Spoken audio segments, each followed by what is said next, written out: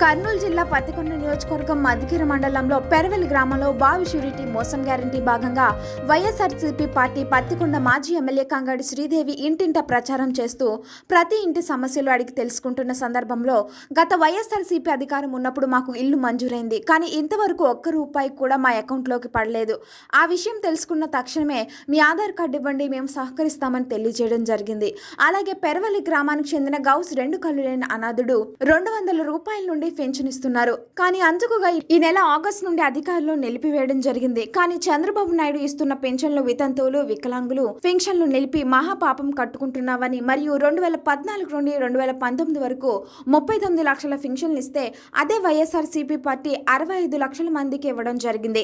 అయితే ఎన్నికల కన్నా ముందు ఇచ్చిన వాగ్దానాలన్నీ ప్రభుత్వం వచ్చిన తర్వాత ప్రజలను మోసం చేయడమే చంద్రబాబు నాయుడు విధి అని మాజీ ఎమ్మెల్యే కంగాడి శ్రీదేవి తెలియజేయడం జరిగింది. రాబోయే రోజుల్లో తెలుగుదేశం పార్టీకి గట్టిగా ప్రజలే బుద్ధి చెప్తారని, ఇక చంద్రబాబు నాయుడు మాటలు ఎవరూ నమ్మరని పత్తికొండ మాజీ ఎమ్మెల్యే కంగాడి శ్రీదేవి తెలియజేయడం జరిగింది. ఈ కార్యక్రమంలో జెడ్పీటీసీ సభ్యుడు మురళీధర్ రెడ్డి, మల్లికార్జున్ యాదవ్, మాజీ సర్పంచ్ సీతారాం రెడ్డి, వైఎస్ఆర్సీపీ పార్టీ నాయకుడు రామలింగారెడ్డి, గోపాల్ తదితరులు పాల్గొన్నారు.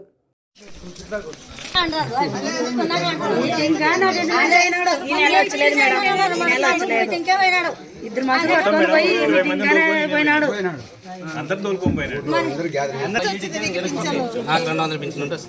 200 నుంచి వస్తుందే, మళ్ళీ ఇప్పుడు ఎందుకు తీసేసినారు? ఎందుకు చేసినారంటే నేను అది మెడికల్ షాప్ గడి పోయినా ఇస్తుంటారు. ఏమంటా చేస్తాం ఇప్పుడు ఈ నెలేనా రాంది తీసేసినారా? సరేలే, పోయి ఈసారి నేను తీసుకొని పోయి కలెక్టర్తో మాట్లాడి అర్జీ పిచ్చేసి వస్తా. అసలు కనపడవే వస్తుందట.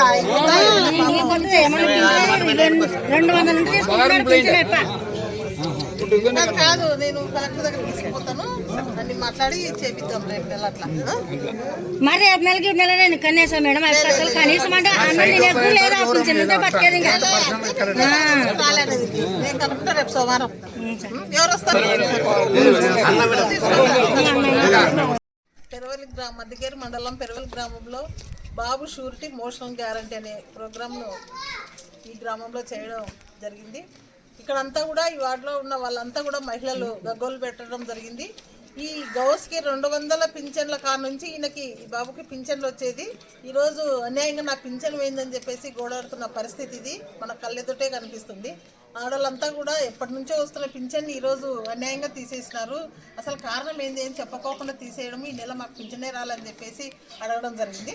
ఇలాగనే సుమారుగా వీళ్ళు కొత్త పింఛన్లు ఏమో దేవుడు ఎరుగు, కానీ ఉన్న పింఛన్లని దాదాపుగా చంద్రబాబు నాయుడు గారు 2014 నుంచి 19 వరకు 35-39 వేల పింఛన్లు ఇస్తే, ఆ తర్వాత మేము ఎక్కువ రెట్టింపు పెంచి సుమారుగా దాదాపుగా 64-65 వేల పింఛన్లు ఇవ్వడం కూడా జరిగింది వైఎస్ఆర్సీపీ గవర్నమెంట్.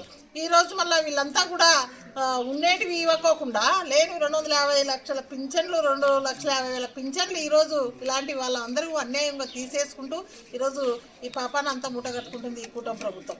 అంతా కూడా మోసమే. ఈరోజు మహిళలకు అంతా కూడా టోకరా కొట్టినారు. 4 సంవత్సరానికి 3 సిలిండర్లు ఇస్తామని ఈ పాటికి ఒకటి ఇచ్చిన వాళ్ళకు కూడా వాళ్ళ అకౌంట్లో పడినాయో లేదో డబ్బులు, వాళ్ళ డబ్బులు వాళ్ళకి కూడా సబ్సిడీ తెలియదు. 2వ పింఛన్లు దేవుని కనుక, 3వ పింఛన్లు అసలు నామరూపాలు, 3వ సిలిండర్ నామరూపాలు లేని పరిస్థితి ఈరోజు. మరి ఉచిత బస్సు అంటే ఇంతవరకు 12 నెలలు అవుతుంది, ఉచిత బస్సు ఎక్కడ అని చెప్పేసి మహిళలంతా కూడా ఈరోజు ఎప్పుడు పెడతారు మేడం అని చెప్పేసి అడగడం జరిగింది. మేము అంతల్లి ఉచిత బస్సు చెప్పినది చంద్రబాబు నాయుడుని అడగండి అని చెప్పి మహిళలకు కూడా చెప్పడం జరిగింది ఈరోజు. కాబట్టి నెలకి 18 ఏళ్ళు నిండిన ప్రతి మహిళకు కూడా మరి మేము 1500 ఇస్తాం. నెలకి 18 ఏళ్ళు నిండిన ప్రతి వాళ్ళకి 59 ఏళ్ళ వరకు 1500 ఇస్తాం నెలకని చెప్పినారు. అది కూడా ఇంతవరకు కూడా లేదు. అంటే ఒక్కొక్క మహిళకు వాళ్ళంతా కూడా సుమారుగా 2 కోట్ల పైన ఉన్న మన మహిళలకి ఆంధ్ర రాష్ట్రంలో ఒక్కొక్క మహిళకి 36,000 ఈరోజు బాకీ పడిన రోజులు చంద్రబాబు నాయుడు గారి కూటమి ప్రభుత్వం. అదేగాక ఇంకా అన్నదాత సుఖీభవ్ అని చెప్పేసి సంవత్సరానికి ఒక్కొక్క రైతుకు ఈరోజు రైతన్నకి 20,000 నష్టం. 2వ సంవత్సరం వచ్చా వేసినాం, కొంత వేస్తామని చెప్పడమే జరుగుతుంది, కానీ ఇంతవరకు కూడా రూపాయి పడిన పాపాన పోలేదు. రైతన్నలకు కూడా ఒక గిట్టుబాటు ధర లేదు, ఎక్కడ లేదు. అదే జగనన్న ఉన్నప్పుడు ఈ పాటికి రెండోసారి రైతు భరోసా పడడం జరిగింది, రెండోసారి అమ్మఒడి పడడం జరిగింది. ఈరోజు ఆయన నోరెత్తితే ఎలక్షన్లప్పుడు నేను వస్తే కరెంటు బిల్లులు తగ్గించడమే కానీ ఎక్కించానని చెప్పిన ఆయననే ఈరోజు 15,000 కోట్ల భారం పడింది. మళ్ళీ ఈరోజు చూసుకుంటే దాదాపుగా 4,000 కోట్లు పెరిగి 19,000కు మనకి బకాయిలు కూడా ఈరోజు మనం చెల్లించాల్సిన పరిస్థితి ఉంది. 200 వచ్చిన కరెంటు బిల్లులు ఈరోజు నెలకు 400 వస్తున్న దుస్థితి, ఈరోజు 2,000 వచ్చేటోళ్ళకు 4,000 వస్తున్న దుస్థితి. ఇది వాళ్ళ చరిత్ర, కూటమి చరిత్ర. ఈరోజు ఖచ్చితంగా మీరు ఏవైతే హామీ ఇచ్చారో ఆ రోజు కూటమి ప్రభుత్వం ఖచ్చితంగా ఈరోజు అన్నీ చేయాల్సిందే. చేయని పక్షంలో ప్రజల తరఫున మేమంతా కూడా వైఎస్ఆర్సీపీ బయటికి వస్తాం. ఈరోజు ఎస్సీ ఎస్టీ బీసీ వాళ్ళకి 50 ఏళ్ళకి పింఛన్ అన్నారు. ఇది ఎక్కడ 12 నెలలుగా వస్తుంది మీ అధికారం చేపట్టి, ఎక్కడ ఎస్సీ ఎస్టీ బీసీ మైనారిటీ వాళ్ళకి పింఛన్లు అని చెప్పేసి మేము అడుగుతున్నాం. అన్ని నిరుద్యోగ భృతి 3,000 అన్నారు, జాబ్ రాకపోతే 3,000 అన్నారు, అది లేదు.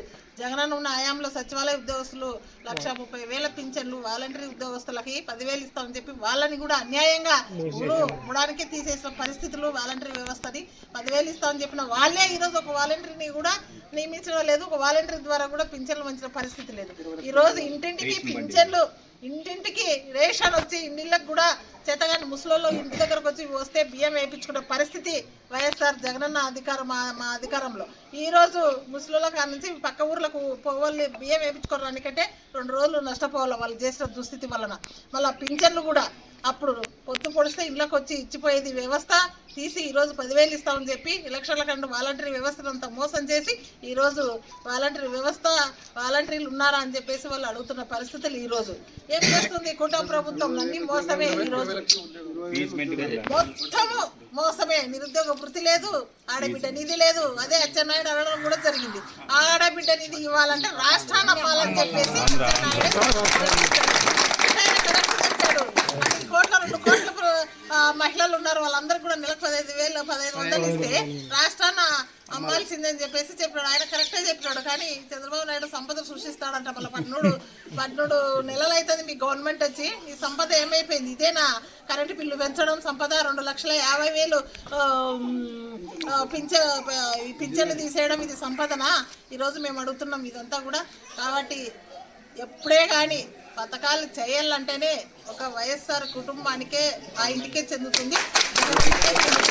కాబట్టి పథకాలు చెప్పి చేయాలంటే ఒక బ్రాండ్ అంబాసిడర్ జగనన్న అని చెప్పేసి ఈరోజు ప్రతి ఒక్కరి ఇంటికి కూడా ఆయన ఇచ్చిన పథకాలు 99% పథకాలు అందించిన ప్రభుత్వం మాది అని చెప్పేసి ఇలా గర్వంగా చెప్తున్నాను.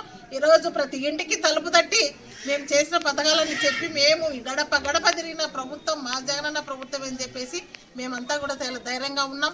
ఎప్పుడు ఎలక్షన్ వచ్చినాక తలుపు తట్టి మాకు ఓటేయండి వైసీపీ కన్నా అడిగే హక్కు మాకు మాత్రమే ఉంది, ధైర్యంగా అడిగే హక్కు మాకు మాత్రమే ఉందని చెప్పేసి ఈరోజు చాలా గర్వంగా చెప్తున్నాం వైఎస్ఆర్సీపీ మేమంతా కూడా.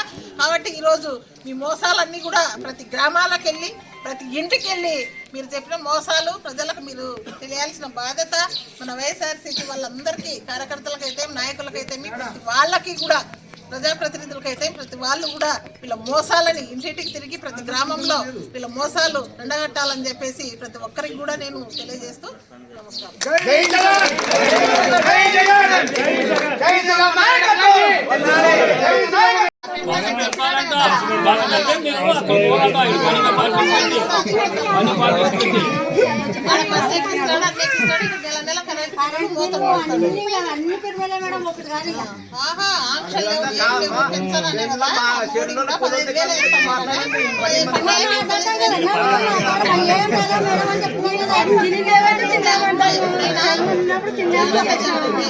చెప్తే 45 ఏళ్ళ నుంచి 60 ఏళ్ళ వరకు చేయిస్తానన్నాడు. ఇచ్చినడా లేదా?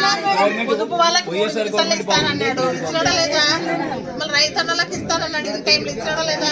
గిట్టుబాటు ధర అన్నాడు. ఇచ్చినడా లేదా? జగనన్న సచివాలయాలు ఇస్తానన్నాడు. ఇచ్చినడా లేదా? ప్రతి ఒక్కటి తిరిగి నేను కూడా ఎన్నిసార్లు వచ్చినా మీ దగ్గరకి గెలిచిన ఎమ్మెల్యేలను చూస్తున్నారా మీరు? ఇప్పుడు వచ్చిన ఎమ్మెల్యేలను చూస్తున్నారా?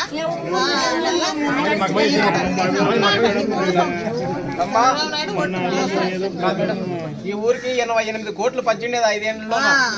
ఒక్క పైసా ఇంతవరకు